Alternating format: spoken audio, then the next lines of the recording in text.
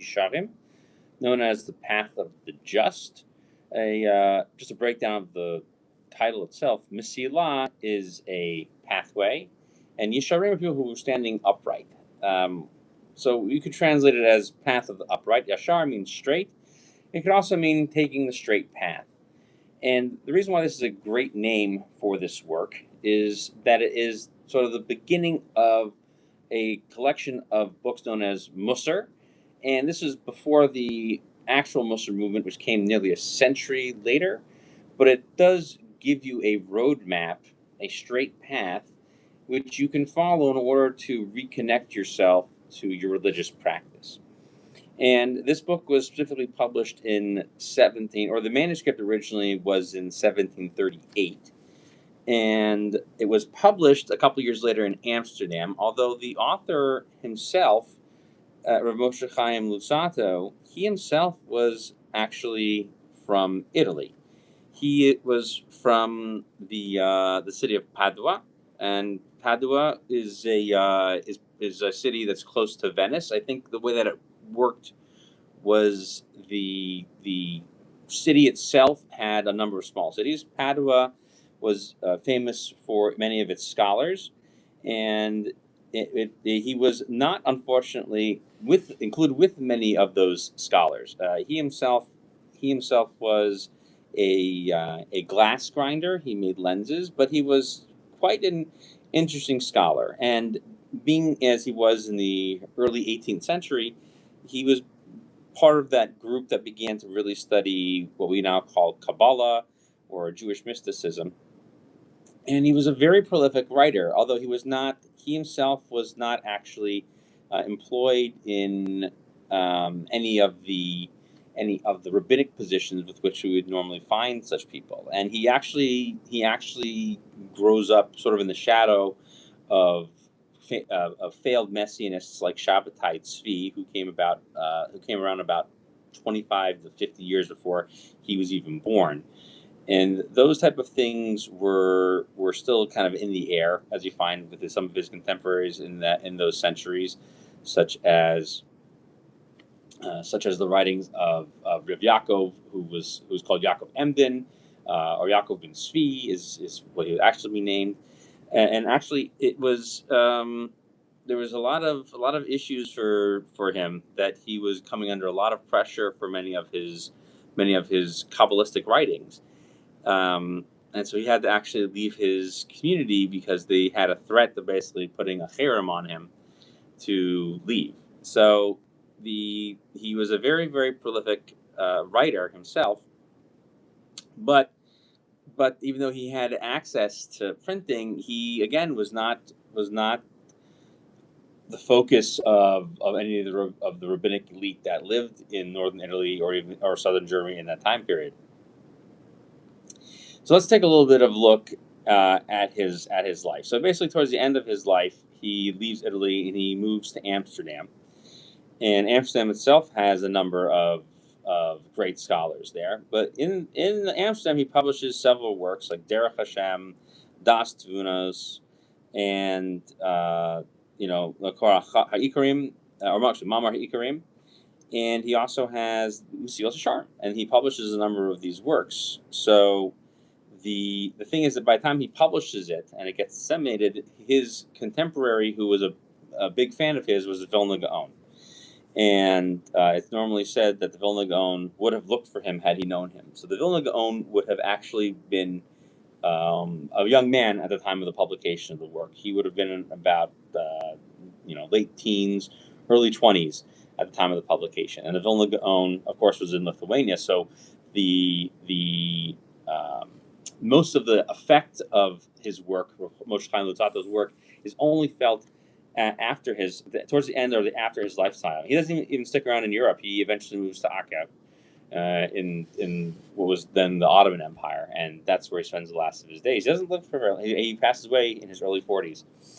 But the work is definitely felt throughout Europe.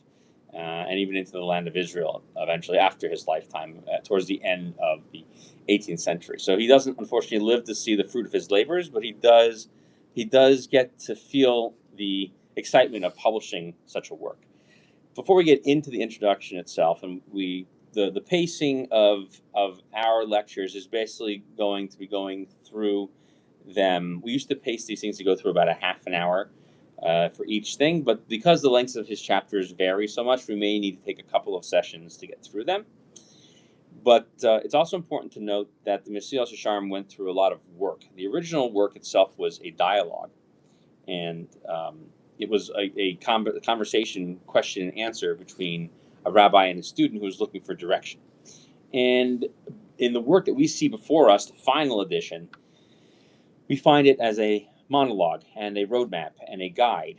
So it actually takes on more of that feeling, as opposed to the original version, which feels a lot more similar to, let's say, the 19 letters of Rav Simshon Raphael Hirsch, which comes about over a century later. And so the pattern of writing styles is really interesting because it's very different than a lot of his contemporaries would chose to compose any of their works. But it also becomes in many ways sort of the backbone of how later authors would eventually compose many of their works, standalone works that would help people find the path in which they're going towards, which eventually influences what's known as the Musar movement. But we're not going to talk about Rav Yisrael Salanter at this point. He was a contemporary of the Chafetz Chaim, and this is much later. Okay, let's begin the Mesilas Yesharim. Let's talk about the point of this work. So, Amar Mechaber, the author says, I'm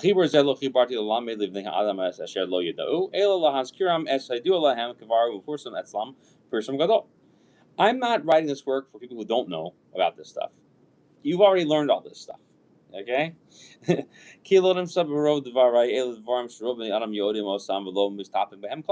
know everything that it says over here. This is pretty clear. No doubts. Okay?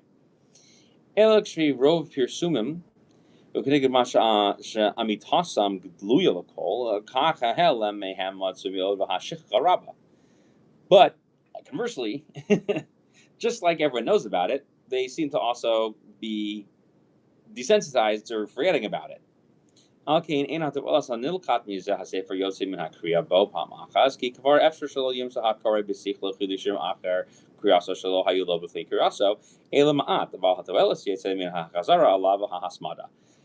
reading through this one time is not going to give you the value that you need, but to constantly repeat it on a regular basis. And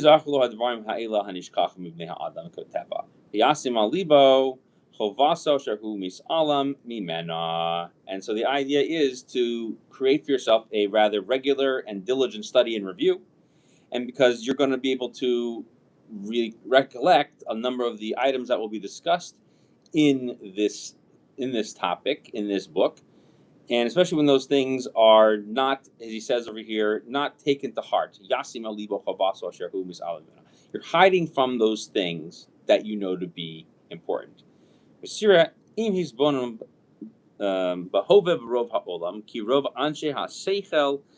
Hamahir v'hapikhim hacharif yasimu rov hizbononam v'histaklusam b'dakus hachachmois b'omek ha'iyunim ish kifinatia sechel v'chishko hativi.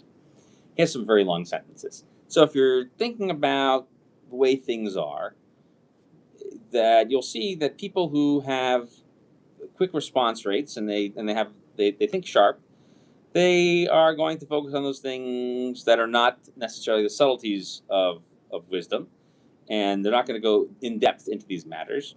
They're going to focus on what they're used to and how they incline their nature. So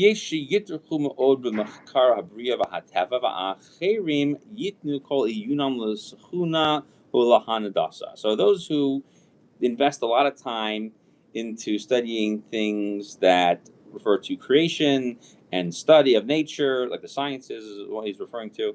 And some of them put more of their time into astronomy, okay, schuna, and hanadasa is mathematics, okay? And v'achem l'malachos v'achem yiknesu yoser el hakodesh dahainu limud ha'torah ha'kadosha mehem b'filpuli ha'halachos mehem b'midrashim mehem b'pizik hadinim. And some of them focus a lot on their work, and some people are really gathered into the study of Torah. And some like to do halachic stuff, some like to do midrashic stuff, and other people like to deal with final decisions. And here's where we get to the main part of the point of this work and of this section. Some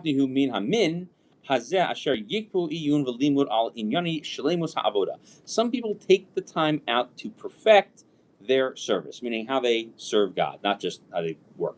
When he uses the word avodah, he's referring specifically to serving God. Al ha'ava, al ha'yira, al ha'tevekas, al kol sha'arei chelgei chasidus. So all these things that are ways in which people can focus on how to invest in their love and whatever that fear feels like and the attachment and all of these things that we call types of piety, chasidus.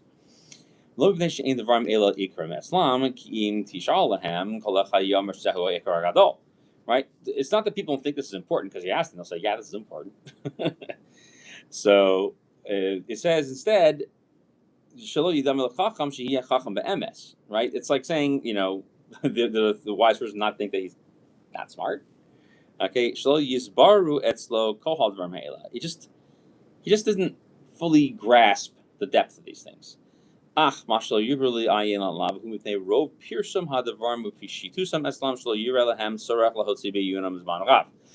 They're so common, they're so discussed that people just use them in regular parlance, and we don't really think about what it means when we talk about it. I remember with meta here for a second. Someone asked me as I was just having a regular conversation, "Do you believe in God? Do you believe in Hashem?" Yeah, of course. So you clearly see all the amazing things that happen in this world. Why are we having this conversation? Why would I lead you to think that this is not the case? But for some people, they need to sometimes to say that in order to feel that, in order to be aware of it. And that's what we're talking about. So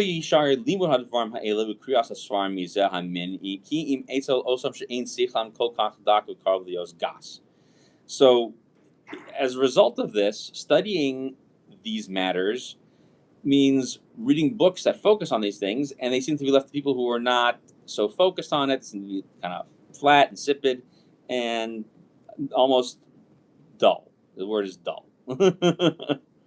Right? Gas means just large, right? Just lying out there. So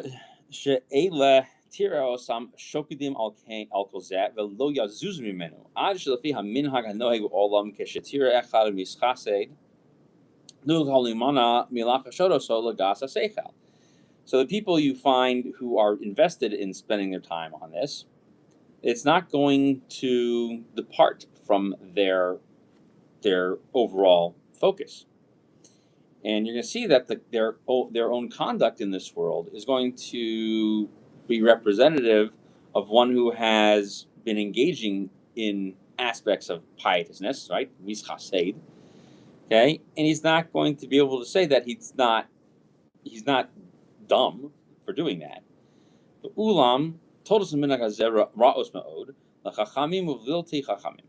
So the problem is that this apathy, he doesn't use his words here, but this apathy towards the study of this type of knowledge seems to evade both those who are very learned in Torah and those who are not, and that's bad. So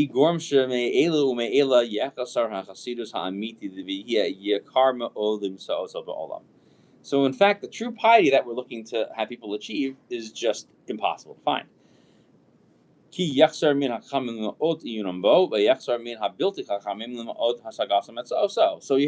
it's a double-edged sword.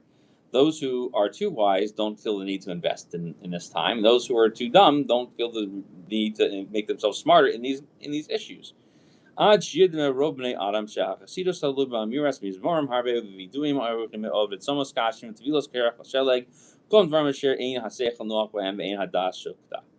He says, so people think that piety is engaging in these insane forms of pietisness. Things like reciting psalms and long incantations of confessions, taking on many long fasts, difficult fasts, jumping into ice cold water.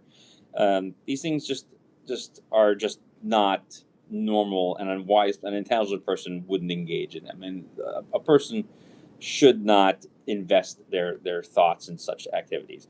Hachasidus hamiti hanir v'hanechmad rachok mitzur sichlenu ki zeh davar pashut milsa lo romia ala de'enishi lavadate. So piety, what we would consider chasidus, seems to that we would really want people to get involved in, is really, we don't really know how to frame it for people to use it. Okay, and so that's a big problem.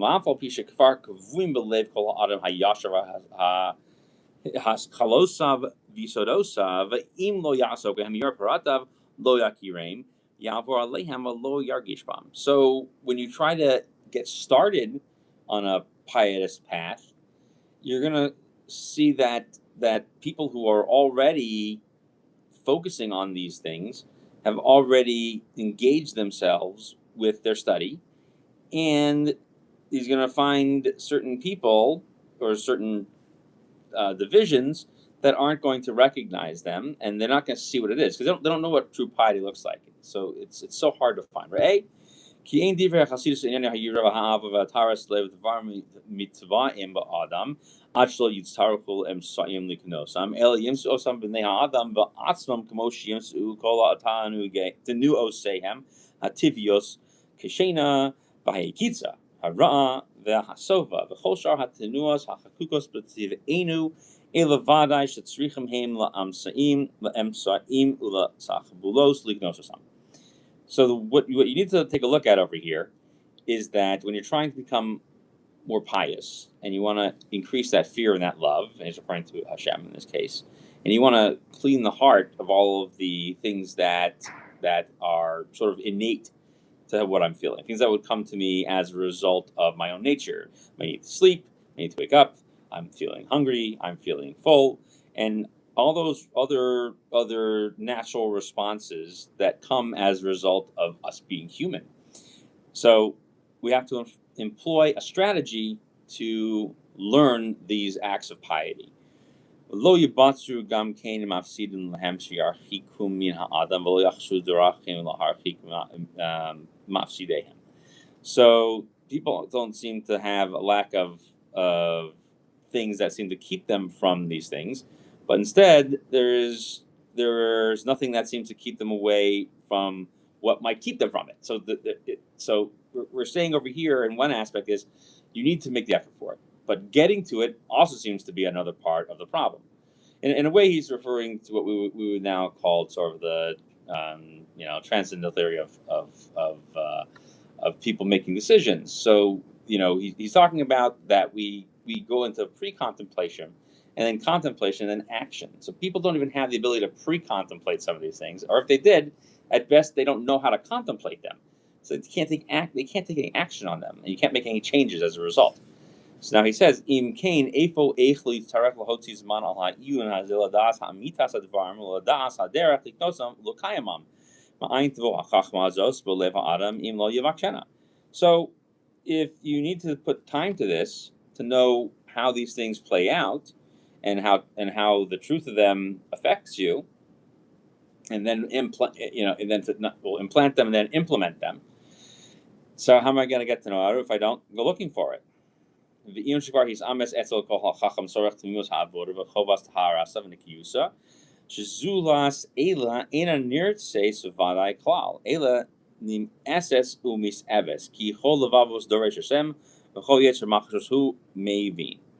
So it seems to be pretty straightforward that a person of good intellect needs to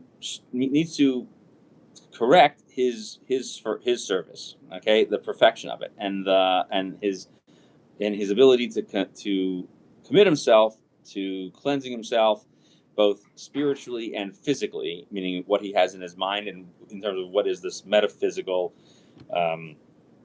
purity as well, because if it's not something that is desirable, you're going to have to push it away as something repulsive and despicable.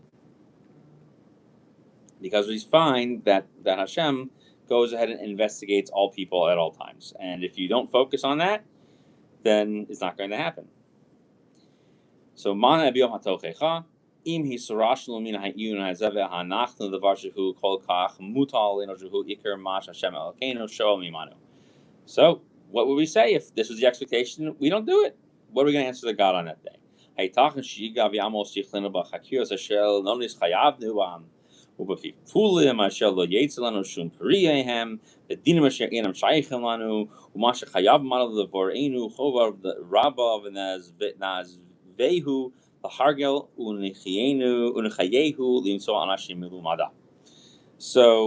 the thing that we're struggling with over here is that if we're not making an attempt to stretch our minds into these type of things, except we focus on these debates that have they're just simply logical debates. They have, he says, they bear no fruit, which means they don't actually have any real implications in our lives, and the laws are also not are not applicable to anything that we do.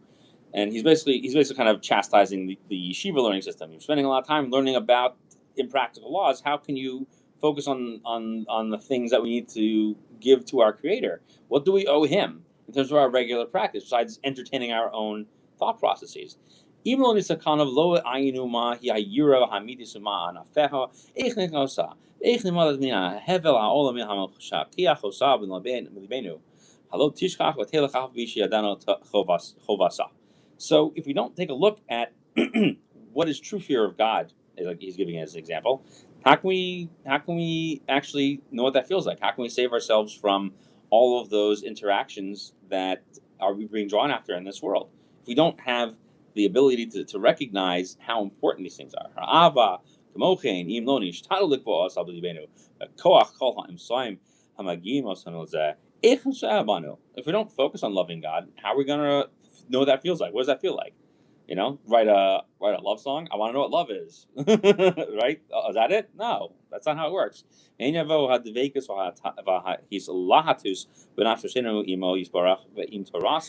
Even though nish el gedulaso, ve'el romamuso asher yoli b'libeno hadvekas.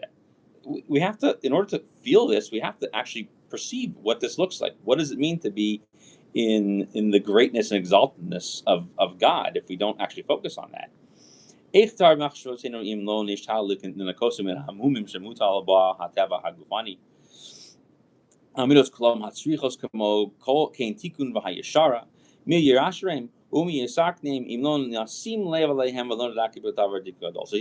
continuing to drive this home. He says, now how about cleansing our thoughts?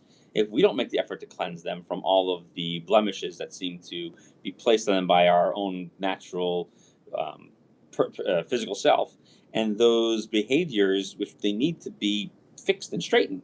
If we don't straighten them, who's going to fix them if we don't pay attention to what's going to do it? Im im eino al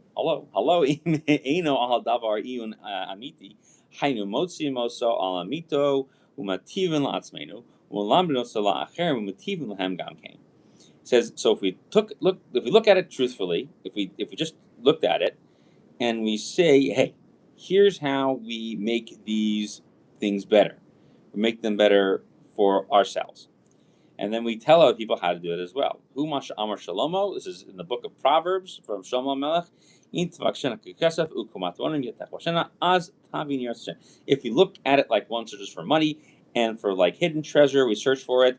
That's how we're going to get the fear of Hashem. Eino Omer Az Tavin Philosophia, Az Tavin Tahuna, Az Tavin Rafua, Az Tavin Dinim, Az Tavin Halachais, Az Tavin Yiras Hashem. We're not saying that's when I'm going to be a better philosopher, and that's I'm going to get a better grip on astronomy, and that's when you're going to learn medicine, and then you'll understand all the legal stuff. Then you're going to understand the halakha. No.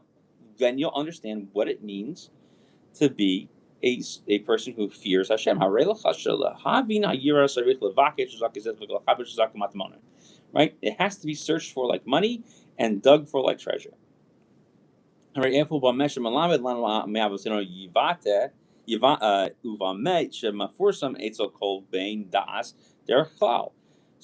if it's not something that have to be sought after, so we won't have been able to be taught about it and we're relying on those who came before us to do this, how are we going to be familiar with it if we don't get it? And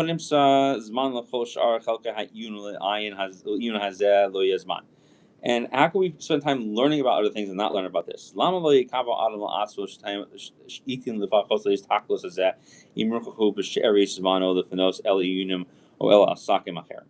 why aren't you focusing on this and making time for this as opposed to going in and focusing on other things?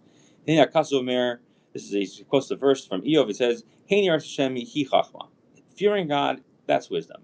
And our rabbi said in the Gemara in Shabbos, Lamed Aleph, Hain, Achas, Shekain B'lashon Yavani, Korin Achas Hain, Haresha Hayira, He Chachma, He Levada Chachma, Uvada She'ain Nikas Chachma Mash Ein Bo'im. And it's not called, if you don't focus your time on that one thing, which is the fear of God, then you're not going to be able to learn what wisdom really is about. Acha emes ki iyun gadol shrich al kol hadavar ha'elu das osa, but emes lo al tzad hadimyon ha'safara. And so truly, there's a great amount of analysis that's needed. That you look at all these things. That if you want to understand them and the way they function in your imagination and how they are explained out, but you're basically being led astray. So too, if you want to understand them. So,